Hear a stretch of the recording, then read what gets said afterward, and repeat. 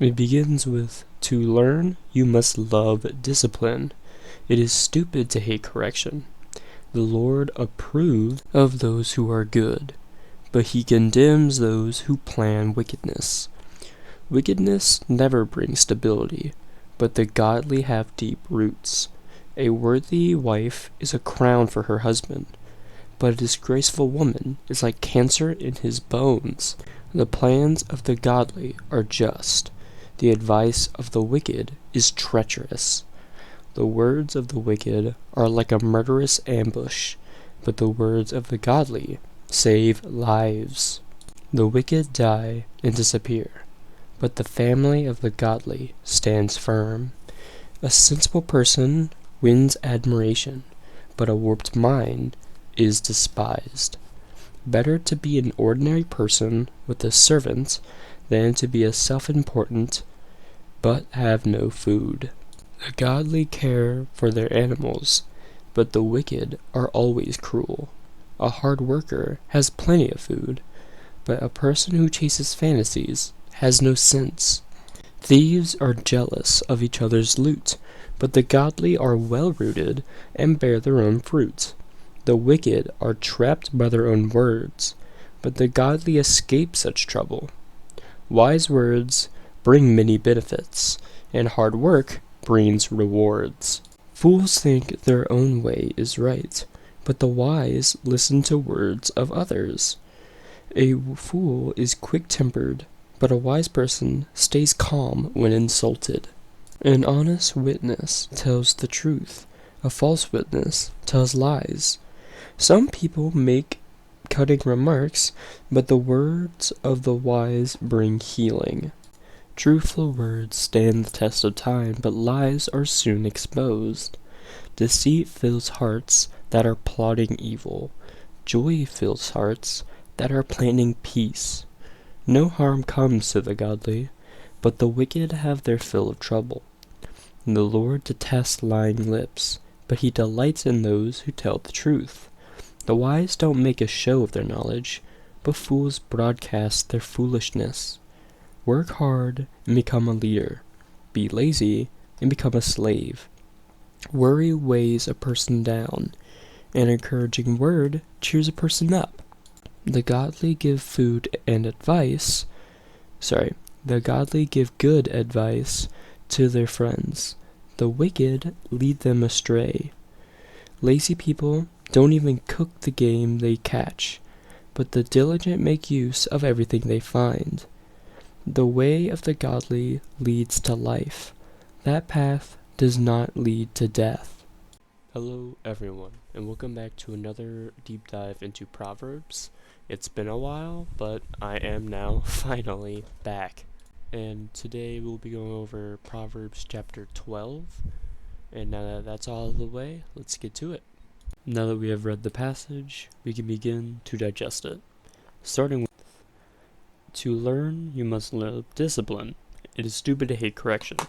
So God is saying, or Solomon is saying, that if you want to get wiser, you have to, be able to be disciplined. You have to take criticism, and it's really dumb to not like correction and not like criticism, to have someone correct you when you're doing something wrong, and doing it in a helpful way. It's saying that's stupid if you hate that. Continuing on, it says that the Lord approves of those who are good, but he condemns those who are wicked, because wickedness never brings stability, but the godly have good roots. So what's saying here is that the Lord likes those who do good, right? Those who do bad, he doesn't approve, he condemns them. And I think that's pretty straightforward, And so people who are wicked, they are always having to do more wickedness, right? They're always having to do more because there's no stability in it. However, the godly, they don't really have to do that. They just have to get God, and that's pretty much it, because they have deep roots, it's saying. Continuing on, it's saying, "A worthy wife is a crown for her husband, but a disgraceful woman is like cancer in his bones." So it's saying here is that a good, really, spouse, it can be wife or husband, is great, right? That means they're right with God. That means they're not committing adultery. They're not doing anything behind their back. And, the spouse loves the other one equally. However, a disgraceful spouse is like cancer in his bones, because that means she's not right with God. She is perhaps having an affair, and that will just tear down the other one completely. I mean, have you been cheated on? You know, have you had a partner who, maybe wasn't right with God, and things just kind of went downhill because, quite frankly, if she can't love God, then she can't really love you. Not truly. Thus, it being like a cancer in your bones, because it's going to drag you down with her or him. Continuing on, the plans of the godly are just, the advice of the wicked is treacherous. So it's saying here is, like in previous verses, the advice or plans or whatever of people who are right with God, they typically have a lot of wisdom because they're right with God, and God will bless them with wisdom. However, people who are wicked, like truly evil, their advice is usually with the intention of hurting you or for their own gain.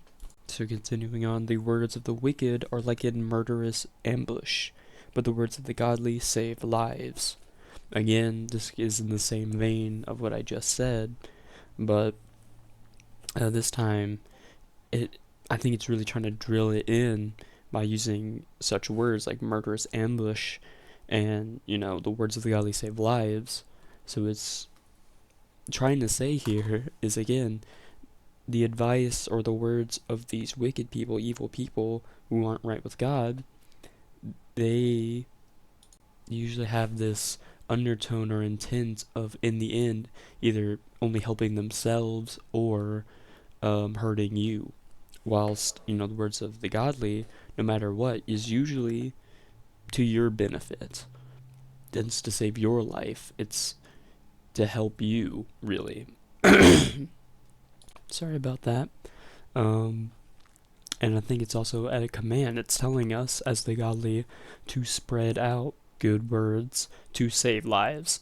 Then it talks about how the wicked die and disappear, but the family of the good, the good godly people, they stand firm. So it's saying here is that when wicked people die, honestly, they just disappear. No one remembers them. No one really. There's nothing for them in the afterlife. But I just want to apologize to y'all. I just have a lot of phlegm built up. But continuing on. So yeah, the wicked people, when they die and disappear. It's a guy, Solomon, saying that for a fact. Like, wicked people will die and they will just disappear. However, the family of the godly will stand firm. So what Solomon is trying to say here is that when you put God as the head of your family and everyone in your family is righteous, you're going to last. You're going to be able to stand up against the waves of temptation of all these bad things. In the end, you will go to heaven with them. A sensible person wins admiration, but a warped mind is despised. So Solomon is saying here that people who are wise, who are sensible, people who know better, right? And what we learned from previous chapters is that means someone who's also right with God wins admiration from others. While the people who are wicked with a warped mind, it's saying, is despised. Because, they don't know better, they don't know things, they only want to spread out these hate and stuff, and people don't want that. People, or at least godly people who actually matter, right? Who you should actually care about in terms of their opinion, they are despised to them. And so, what it's saying here is that you should be not like a warped mind. you should want to spread good things. You should be a sensible person in God. Continuing on and saying, it is better to be an ordinary person with a servant than to be self-important but to have no food. So what's saying here is a message against pride, I believe. So it's better to be ordinary and just have a servant than to be prideful and have no food. So again, it's saying that it's better for a person to just be normal, nothing big about them, and to have, a friend, a servant with you, than to be self-important, to, have something good and be prideful, but had to have no food, so no sustenance. And the godly care for their animals, but the wicked are always cruel. So I think that's pretty straightforward, but you can also say that, animals can also include other people. So, the godly care for their animals and other people, right? So they care about others, but the wicked, the evil people who are not right with God, are always cruel to pretty much everyone, which I'm sure we all pretty much know at least one person. And then now it's saying, a hard worker has plenty of food, but a person who chases fantasies has no sense. So what it's saying here is that a hardworking, diligent person will always have resources.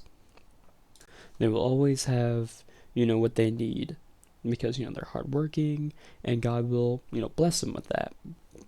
However, a person who chases fantasies, so a person who probably cuts corners, who isn't very hardworking, pretty slothful, who doesn't really want to do much, it says they have no sense.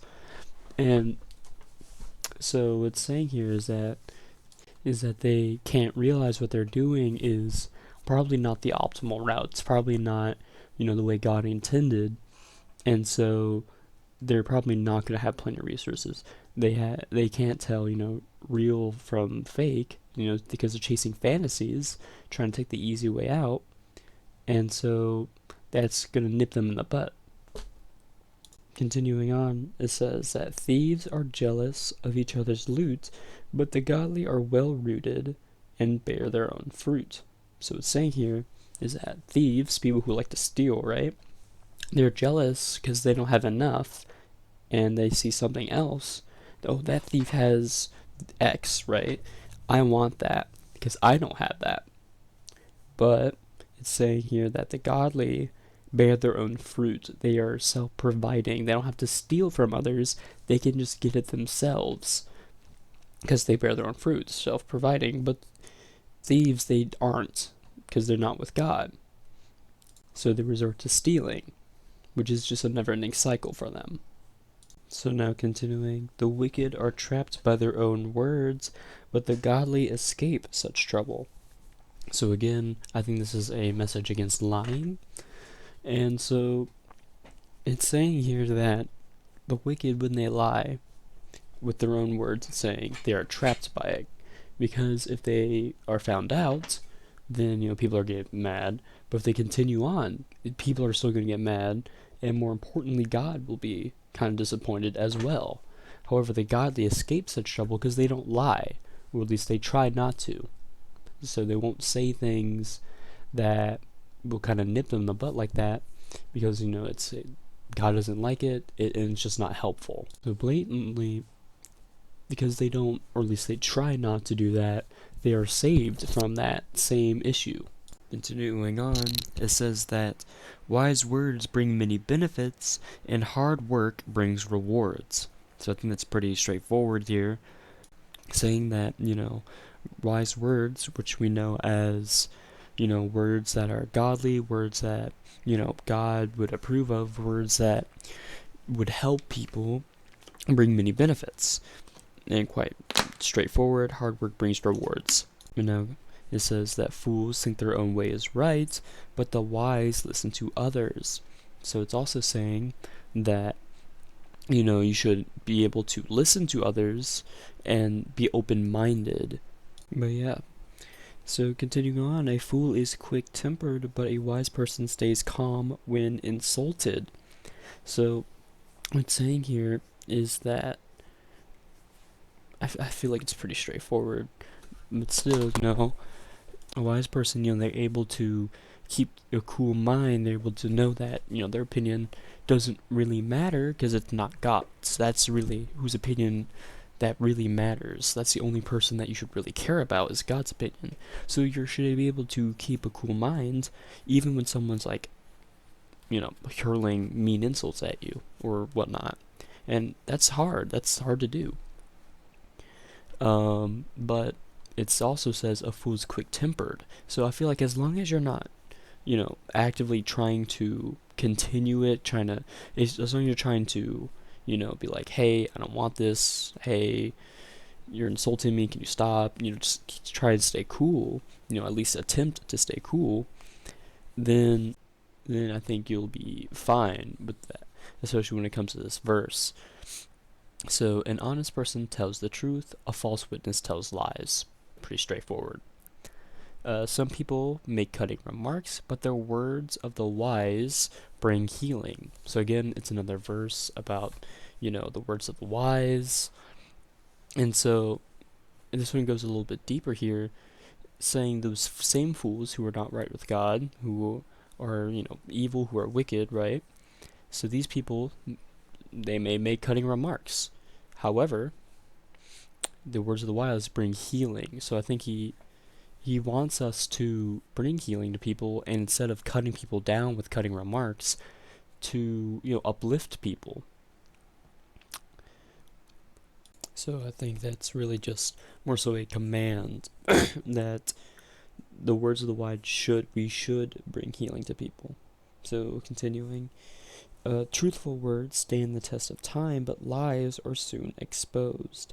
So again, it's another message against lying, because again, this is every time I say, it's gonna bite you in the butt. This is what I mean. So continuing on, we have deceit fills hearts that are plotting evil. Joy fills hearts that are planning peace. So this one's another straightforward one. If you're planning evil, your heart will be filled with deceit, and God is not in favor of that. God does not like that. He said that several times in this very chapter and all the previous chapters.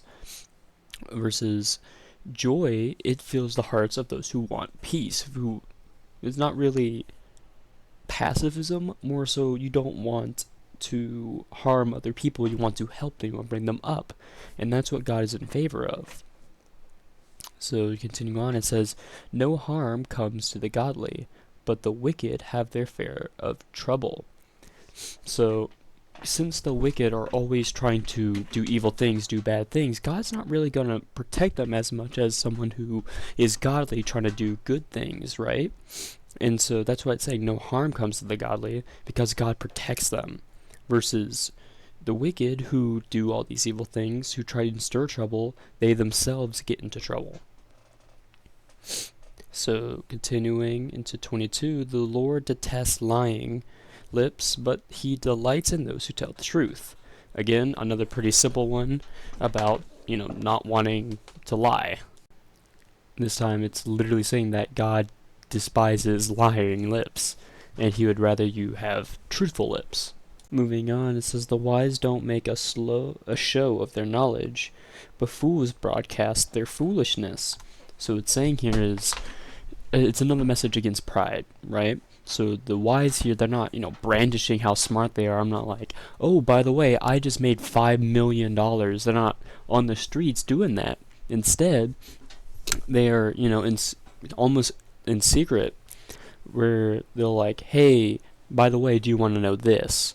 Versus foolish people, they're out here on the streets being like, oh, the sky's red, and they are actively lying. They're broadcasting to everyone, showcasing just how foolish they are, it's saying. And now it says, worry weighs a person down, and encouraging word cheers a person up.